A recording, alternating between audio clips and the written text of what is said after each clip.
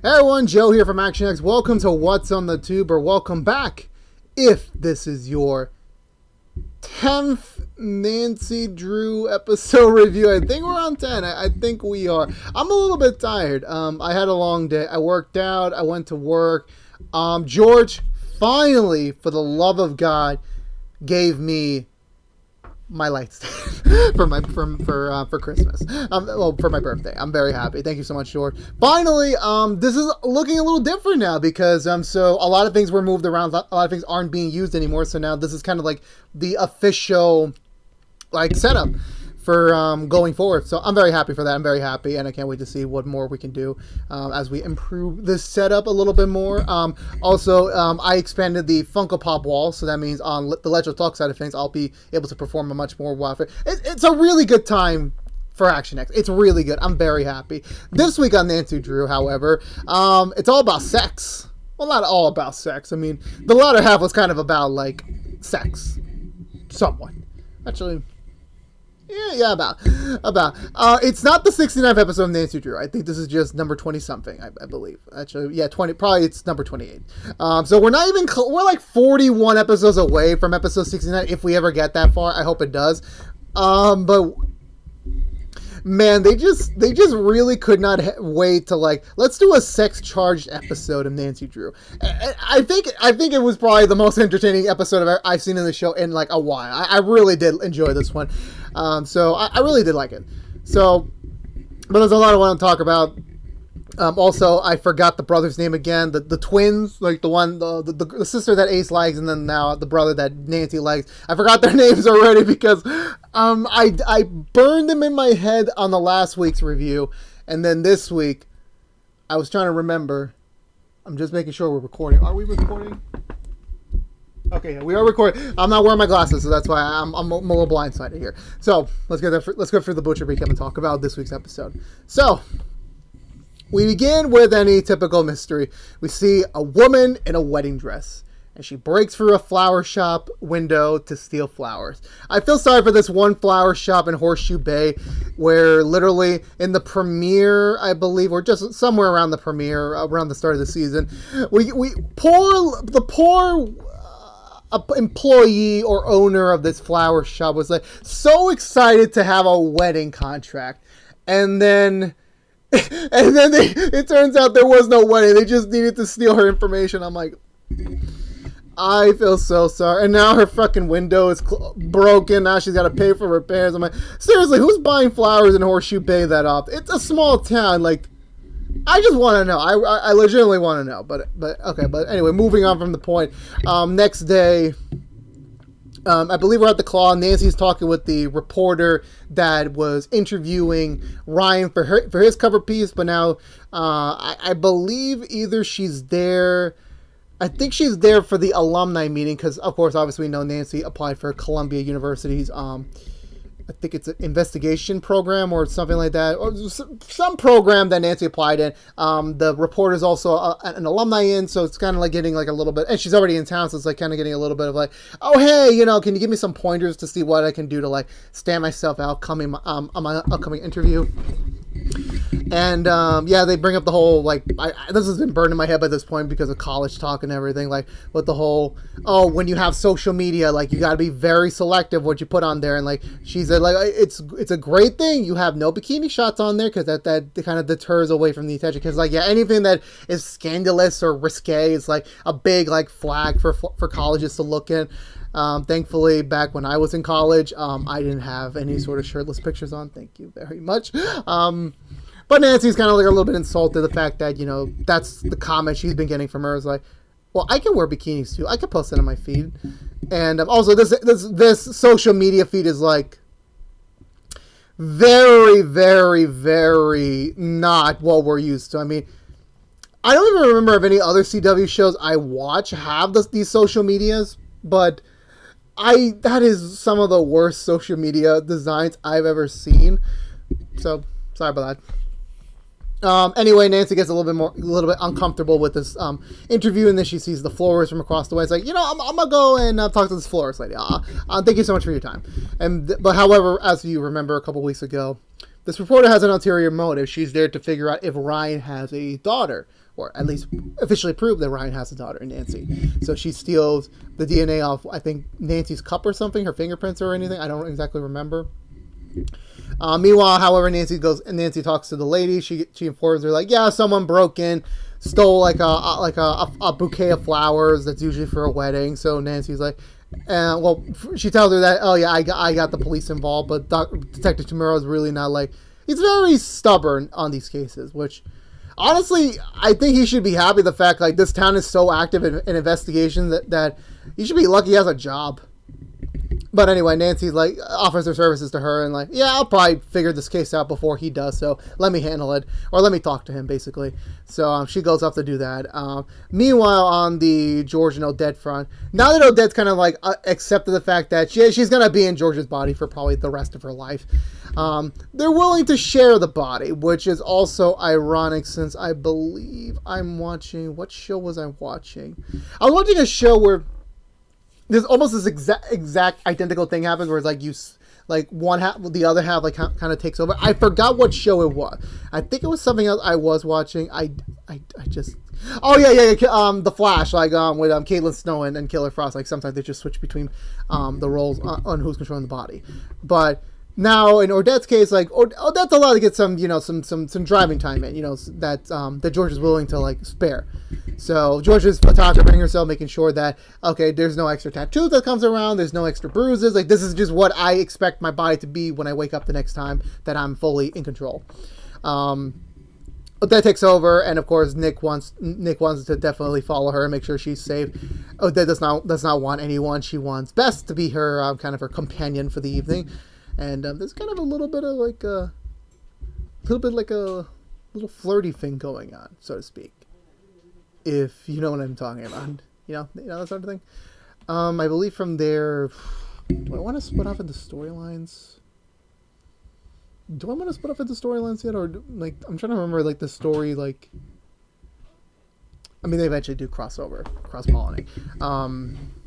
So Nancy has off the doctor, Detective Tamura, and obviously Detective Tamura, not Nancy Drew's #1 fan, definitely not at all.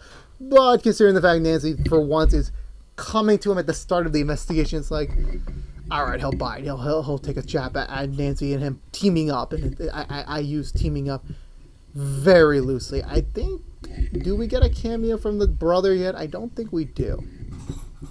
I don't think he shows up a lot in this episode. Like do we show him up? I don't exactly remember. Now I'm starting to lose my memory. Oh god, I think I'll split up the storylines and I'm just keep that as May. So yeah, so Odette and Bess are off. No wait, even that's kind of contradicting. Like no, because we got a scene later on. Damn, I'm really lost here.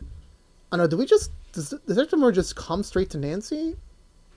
Now I don't remember because they're at the Claw. I know they're the Claw. They're talking about the case, and then Bess intervenes, gets her opinion on the matter, and then yeah, Odette shows up, and like Bess and Odette are about to leave. Ace needs to head out because he needs to escort them too. So he's also training the new kid, aka the kid from the 100 from the last 2 seasons. So he's also the new cook assistant. I forgot what the fuck that title was. I also forgot his name. They mentioned his name in this episode. I forgot the name though. I think from there the Detective has a great line where he says like, "Does any of you work here?" I'm like, "Thank you, thank you for asking the question everyone wants to know. How the fuck are these kids still employed since like 4 out of the 5 main crew members are basically saying fuck work?" Like. I mean, I know Nick's loaded, and I'm like, you could technically afford another person to be on staff. I'm like, eventually you got to make a profit, but I'm like, oh, whatever. So this is where we then split off. So on the George and Bess side, Bess is really beginning to gain feelings for Odette, because I guess Bess has been feeling lonely since I'm pretty sure she burned the bridge with her detective girlfriend. I'm pretty sure that's been burned, so it's like she's technically single. So Odette is basically like her rebound in a way or something like that. Ace is off in the distance, but he's like really not focused on this, to be honest. He's focused on his long lost brother who finally reached out to him, who is now considering coming to Horseshoe Bay to kind of finally meet Ace. And then we have also the fact that Nick is also at the back at the society house, installing a whole new security system after Nancy fucked it up like 4 episodes ago. So he's been basically like all over the place here. Meanwhile, Nancy and Detective Tamora are bonding, over their mutual of investigations, and even Nancy points out the fact that like every time she brings up the word wedding or anything bride or anything like that, Detective Tamora kind of just like starts changing in his mood and personality. So Nancy deduces that he has a bad memory with weddings, and he reveals that he was engaged at one point, but the wedding was called off. So he doesn't really budge more into this. I believe at this point we do get the brother of the twins showing up at some point. I think he's there because the whole I forget what he was there for. I know he does like Nancy, but I'm not sure why he knew she would be there. I'm not really sure, but whatever. My head is like honestly all over the place here. I will say that Odette and Bess really do bond. They're having a really romantic moment, and then Bess decides, let's just drink because I really don't want to get into this right now, which is pretty much the smart thing to do, to be honest with you. Meanwhile, on Nick's front, Nick is calling. I don't know who he's calling. He's calling someone, and I think he's calling Ace. I think he does calling Ace. And he's letting him know that the things are going well, but the person who's welding the thing is like welding the door shut for some reason, and this welder's about to attack him, and Nick's like very calm and composed as this welder's like slowly coming up to him with a zombie. Ace alerts Detective Tamora and Nancy, so they all run to go meet up with him. They managed to save him. Like the welding job on that door was like horrible, since one kick was all it took to like knock out over the door, which is I'm like, I want to go to a different career, lady. Sorry to say that. I believe from there. So they stop her. Nancy just removes the wedding dress with like this is like the most easiest shit ever. It's like if we were able to take up the Infinity Gauntlet Thanos in like Infinity War like that, no pun intended, it's like we would have saved a whole lot of trouble. So I think from there, they're about to burn the dress since like the lady's still under like the lingering control of the dress. However, when Nancy attempts to burn it, like this mysterious green energy just like transmits itself to her. Which is confusing. So that's considerably the end of the case, since like for Detective Tamora's case, like he doesn't view any real supernatural elements here. Like at first, like he's someone who like he tries to rationalize things and trying to like, well, it doesn't always have to be the supernatural, which he does have a point on. So that's considered the end of the case by then. So they close a shot. Nancy and him part ways, like considering the end of their team up. And we cut to the next day where, things are a little different. George and Bess chained to the freaking police, to a police chair. They partied hard, and they just they managed to get it all slept out of their system. Thank God.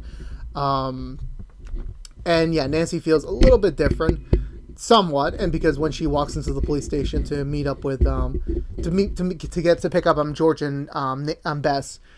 Something's different. Like everything is suddenly in Baywatch mode, where it's like every guy that she's had a direct connection to on the show suddenly turns like slow motion walking. The coloring and the dynamic of the shot just like really makes the guy look even more handsome. And Nancy's just like, do me right now. And so apparently Nancy's on full-on sex mode. She wants to bang Detective Tamora, and then also the brother shows up, and like she also wants to bang him too. And then she realizes kind of low-key what's going on, so she tells Bess and George to get her the fuck out of there. So they regroup back at the Claw. It's worse than we've seen, because like now she wants to bang Nick, her ex, and Ace. And oh my god, the moment I'm like, do you girl, is when she got to touch Ace's hair. I'm like, oh my god, you fulfilled every fan's dream to touch that luxurious head of hair. Like, even the way she delivers, like, it's so soft. It's like perfect. So they realize, they're like, Nancy's Nancy's got so they realized that the dress was holding in the inhibitions and the wants and the passion and the lust of all the women that wore it. So everything just went into Nancy. So basically, she's all horny, like she just wants to bang one of these dudes. So they realized that can't happen. So they gotta lock her in the freezer. And at first it works, but like Nancy's like the power of the lust is like just overpowering her. She needs to escape and do someone. Ironically, Detective Tomorrow shows up, and he all he needs is Nancy's signature for the witness statement, just to like keep everything legal and legit. The brother shows up because Nancy apparently invited him for pie at some point. So like now those two are like, it came from like, you know, a former criminal to like the cop to now just like, hey, we both like Nancy, we both know that. And it's like, are we witnessing Owen and Nick part 2 again? I'm like, I swear to God, we had the same like who will she pick type dynamic last season, and I'm like, oh boy, here we go again. Still with two good looking people. Nick's just in the middle of this, just trying to prevent a fucking war from happening. But then of course, Bess and Ace have to go find a way to cure Nancy, which thankfully the Marvins, well not the Marvins, the Hudsons have some family secrets that Ryan conveniently has access to, which includes the cure for this sexual drive thing. And even Ryan briefly gets like filled in and like, what the hell's going on to Nancy? He's like, oh, she's just boy crazy. And Ryan's like, cool, just cool. Where do we go? I believe they regroup. Yeah, they regroup.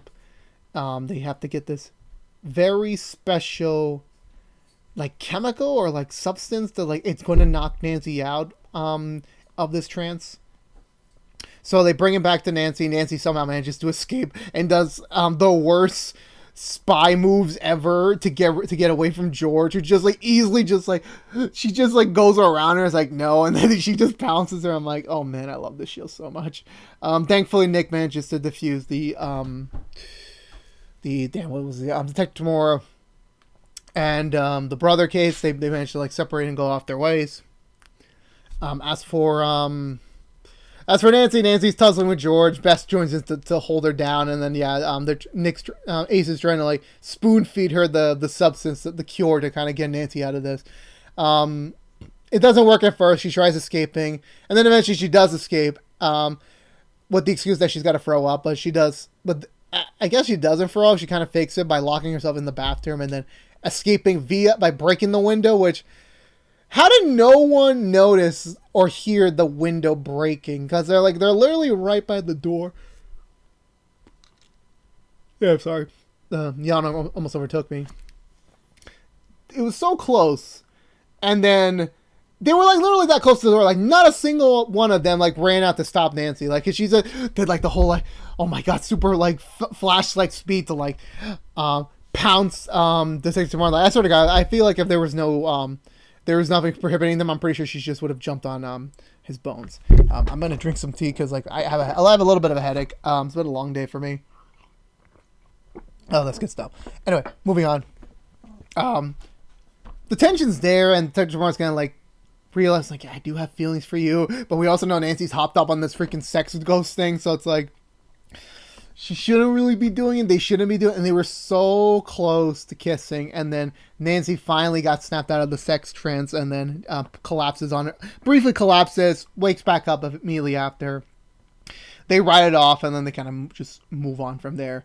I believe, I think Ace and Bess have a talk about like the whole like, Bess was having real feelings for Odette, but that's kind of like she shouldn't be doing that since like technically she's just really a spirit, like there's nothing really she can do, that sort of thing. So Nancy's back to normal, everything's seemingly resolved for the time being. So I believe from where we go from there is I don't think we do anything else with everyone else. I mean, I know Ace gets a call like or a text that like his long lost brother is in town, and also we do get a little bit of backstory on that that I of course obviously clearly glossed over from considering like this is a huge piece of Ace's backstory, which kind of fills in all the gaps. So what happened was Ace figured out that there was a potential there was a potential that like he might have that his father may have had an affair at some point way before he was born, and turns out it was true. He had a son from another woman that he was caring for witness protection. So that when she got pregnant, and then I'm pretty sure he got transferred off the case, like they just didn't know where they ended up. So Ace, wanting to know where his long lost half brother is, broke into the federal database. If that sounds familiar to anyone from season 1. And then he got caught, and then the whole thing with the whole beginning of season 1. So it's like, then now we're starting to make sense of the story. So now we kind of have a sort of definitive version of like how things went about. So there you go.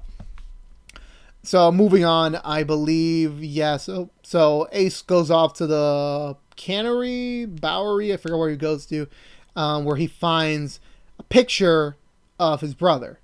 So having the first real clue of what he looks like after all this time. Nancy goes up to talk to Detective Tamura, just about detective stuff, like not really anything like that severe or anything. You know, and Detective Tamura's kind of like just open to like the fact that, yeah, I'll probably be, it'll be fun if we work on another case together very soon. So it's like, he's at least hopeful that like, yeah, there's at least hope that like maybe there's something more here after all. Or maybe at least a partnership. Who knows? Nancy goes then to visit the brother. Finally just saying fuck it, giving into her inhibitions, and just like, I'm presuming to have a night of passion with him. So it's like, let them have fun. Just let them have fun. But the episode ends with Ryan getting the notes that like, yeah, his the article got published. It seems everything's fine, nothing's wrong. And then that night we get a visit from this the reporter who was a former investigator, talking with Ryan's mother about the profile. Like, hey, everything went swimmingly, no nothing went wrong. And then the reporter drops the bombshell like, yeah, Nancy Drew's your granddaughter. Like, Ryan's has a secret daughter all along. And now it's like, oh, fuck. Like, that was kind of quick. That was honestly, like, the quickest, like, turnaround. Like, I think he has a daughter. 2 weeks later, he has a daughter. It's like, thank you. This is what I like. Quick and easy. Like, let's just keep the tension going. Let's keep that tension going. And that's where the week's episode ends. With that. So, overall, I really did enjoy this episode. I think this was probably the funniest episode of the show yet. Which is ironic because I did the rookie review last Monday, and I literally said almost the same thing. Like, that was probably the funniest episode of the show yet, or the season yet. And it's like, this is the same case with this season. Love the fact they used the sex ghost already. I really would have preferred if they saved it for episode 69 at some point in season 4. But you know what? That's fine. What can you do? You can't win them all. You can't win all the battles. So I was very satisfied with this episode. I'm very curious to see how Bess and Odette is going to turn out, since like, technically Odette is like inhabiting one of her friends' body, so that's another big red flag. Will Ace ever get to meet his brother? Who knows? We'll see what happens. The twins have really struck gold. Like, the sister kissed Ace, and the other one got to bang Nancy. So it's like, that's a win-win for the twins books. And yeah, I'm just very curious to see how the story's going to develop. Or if there even is a story left to tell, because like, I'm just realizing like there's not really. Like, the only real, like, serialized storyline we got going on is the Odette stuff. That's basically, like, everything else is like, yeah, of course, we have all these random ghosts lying around. We know that, and we're still picking up the pieces from them, but we don't really have, like, a serious big threat yet, or a big mystery yet. I know we just stopped the Aglaria, so it's like, oh, let them take a break, but it's like, I would like something to, like, really be menacing. I would really prefer it, but we'll see how that goes. And also, did Nancy just completely once again forget that? Didn't she have community service to do, and she still had hundreds of hours to do? Did we forget about that again already? Because, like, seriously, like, Nancy, I don't even know how she does this, because, like, Nancy is she works at the Claw part-time, I'm assuming now. She works for her dad part-time. She has to do community service at the morgue. She's also trying to have this private life and solving these mysteries. Like, basically, she has no real personal life. So, keep that in mind. Anyway, with that being said, I give this episode 2 thumbs up. I really did enjoy it. Let me know that in the comments below. What did you think of this week's episode of Nancy Drew? Did you love it? Or are you really disappointed that he didn't get to touch Ace's hair? Let me know in the comments below. I'm always down for conversation below. And I feel like that's going to do it for me this week. So if you're unaware, this has been What's in the Tube from ActionX, reviewing every episode in Nancy Drew's second season. If you want to know what we're doing overall on What's in the Tube, besides our Nancy Drew season 2 episode reviews, we are doing Walker episode reviews each and every Friday morning after a brand new episode on Thursday nights on the CW, or free the next day on the CW app. Currently that's on a hiatus for one more week. We'll be back next week with another review. But this week, tomorrow, we'll be doing a quick impressions on Close Enough. J. Jake. I can't pronounce the name. Fuck it. The regular show creator's new show on HBO Max. It's been 2 seasons in. I'm going to talk about it. I got a lot to say about that show. That'll be tomorrow's show. We'll be back next week with Walker. We also do Rookie season 3 episode reviews each and every Monday morning after a brand new episode on Sunday nights on ABC or on Hulu the next day. But if you only care about Nancy Drew, you're in luck. We'll be back next week with another brand new episode of Nancy Drew. We are approaching a hiatus soon. They gotta take a break at some point. We've just been on a really great trend of like new episodes. I'm very happy on that, but we're due for a break at some point, so stay tuned for that. But next week we're good. We're still good for another week. But again, if you're unaware, this has been What's in the Tube from ActionX. If you want to see more of us, please subscribe to ActionX on YouTube.com/ActionX. Ring that bell for notification when our next episode review is live for Nancy Drew, which is each and every Thursday morning here. Like, favorite, share this review if you want to. It does help us get us out there to other people of the Drew Crew fandom who has yet to discover us. It helps us with that YouTube algorithm, which is so fucking complex by this day and age, as well as sharing is free. And then follow us on Twitter to be up to date with any updates. Follow us on Twitch for any streaming news. But until then, for all you members of the Drew Crew, I'll see you all next week for the next episode review. But until then, stay safe out there, be good to each other, and as always, peace out.